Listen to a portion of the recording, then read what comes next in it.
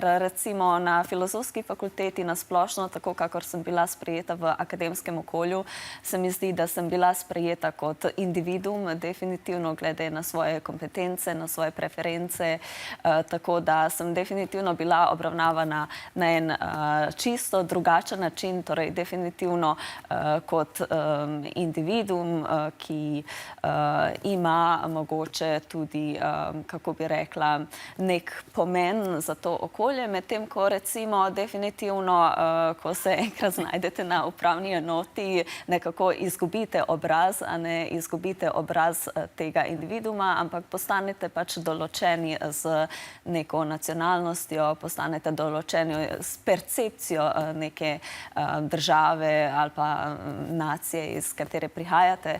Tako da definitivno je drugače. Torej je neka izguba individualnosti in nekako zapadanje v neko abstrakcijo, neke imaginarne podobe okolja, iz katerega prihajaš.